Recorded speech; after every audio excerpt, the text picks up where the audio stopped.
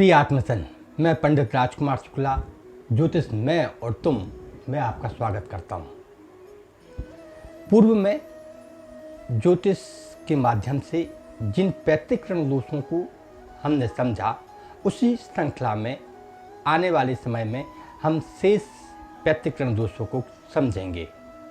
आज मैं आपको पितृ ऋण दोष और स्त्री ऋण दोष, इन दो दोषों के बारे में बतलाऊंगा। आप इसको समझेंगे, सुनेंगे ध्यानपूर्वक एवं इनके जो सरलतम उपाय संभव हैं वो करेंगे। तो पहले ही मैं आज आपको निवेदन कर लूँ कि पूर्व में जिन पैतृक ऋण दोषों को मैंने आपसे निवेदन किया था, उसी संदर्भ में इन पैतृक ऋण दोषों को कहा गया है। आप देखेंगे कि जन्म कुंडली में, आपकी जन्म कुंडली में कोई भी राशि लग्न में हो सकती है।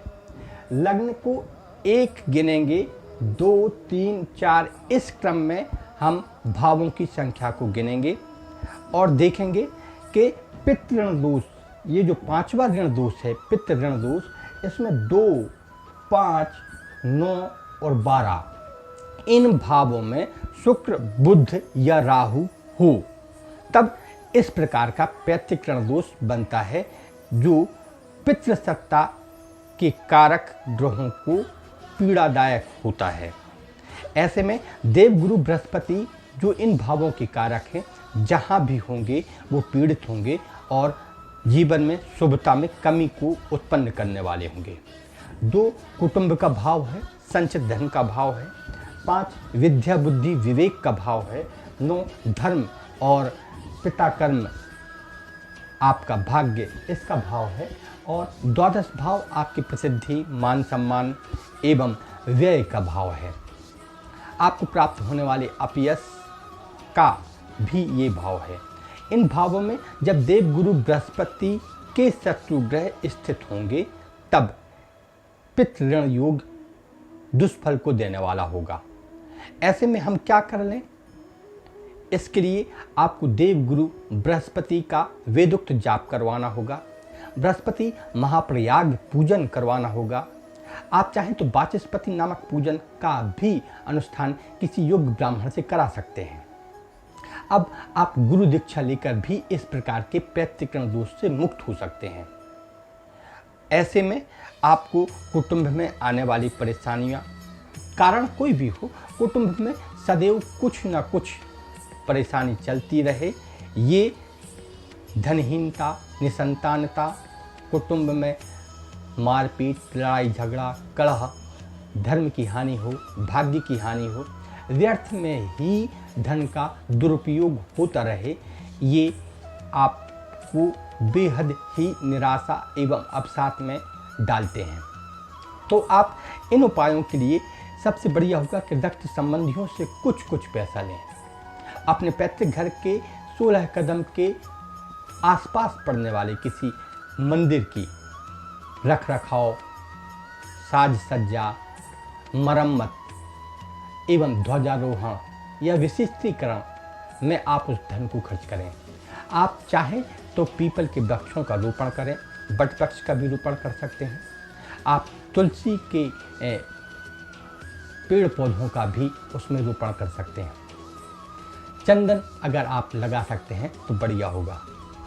कुल मिलाकर बृहस्पति को प्रसन्न करके आप जीवन में धन संपन्नता, कुटुंब में परस्पर स्नेह, मान सम्मान, कुटुंब की वृद्धि, जय, विद्या बुद्धि विवेक की प्राप्ति, धर्म और भाग्य की प्राप्ति कर आप अपने जीवन को सफल कर सकते हैं। इसी क्रम में 6वां पैतृक ऋण दोष स्त्री ऋण दोष है।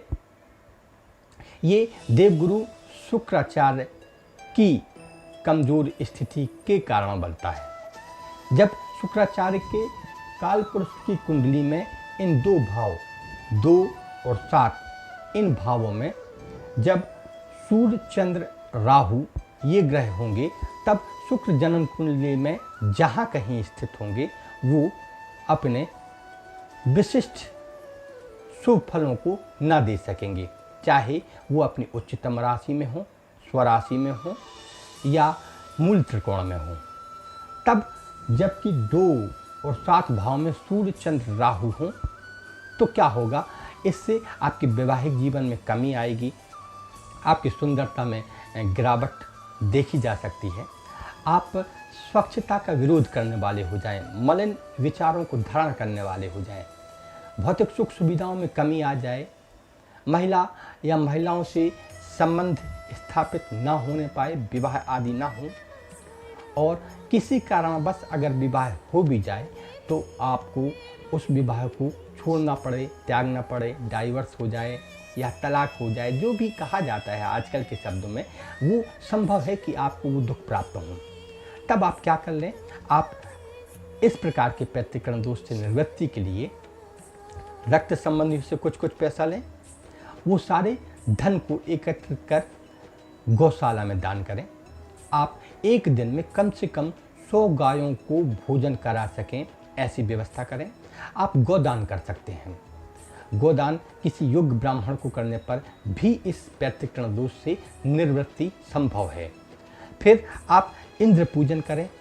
संभव तो किसी यज्ञ में इंद्र के लिए, इंद्र और इंद्राणी के लिए, जो शुक्र के अधिष्ठाता प्रत्याधिष्ठाता देवता हैं, उनके लिए विशिष्ट तौर पर सामग्री उपलब्ध कराएं।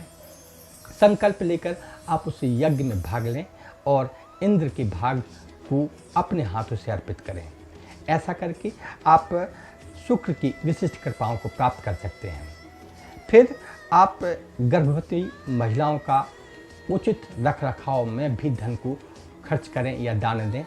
तो ऐसा करने पर वो जो शुक्र है वो आपके लिए संतान का कारक, धन का कारक, मान सम्मान, प्रसिद्धि, व्यापार का कारक और विलासिताओं के उपभोग की सामर्थ्य आपको देता है।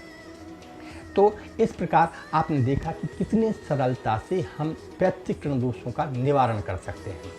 क्योंकि ये जो ऋण दोष हैं ये सामाजिक कल्याण के लिए हैं, धर्म की अभिवृद्धि के लिए हैं, और जहाँ तक मैं समझता हूँ तो सभी लोगों को करना चाहिए। रामचरितमानस में एक चौपाई है, देव तनुज नरनाग खग प्रेत पितर गंधर्व बंधहु किन्नर रजनीचर कृपा करहूँ अब सर्व।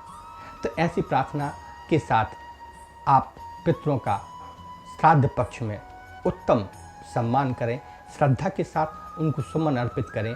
अपनी श्रद्धा का अर्पण जब हम पितरों को करते हैं तब वे देवतुल्य होकर हमें आशीर्वाद देने में समर्थ होते हैं। ऐसे पितरों की कृपा प्राप्त कर हम स्वयं भी जीवन में उन्नति को प्राप्त करते हैं। साथ में उन लोगों के लिए जो निसहाय हैं, निर्बल हैं, अपंग हैं, लाचार हैं या दुखी या पीड़ित हैं, रोगी हैं, उनके लिए भी हम कुछ न कुछ सामाजिक सहायता कर सकते हैं। तो मैं चाहूँगा कि आप इसको कर लें और सुखी हो जाएं, सफल हो जाएं, ऐसी मेरी इच्छा है।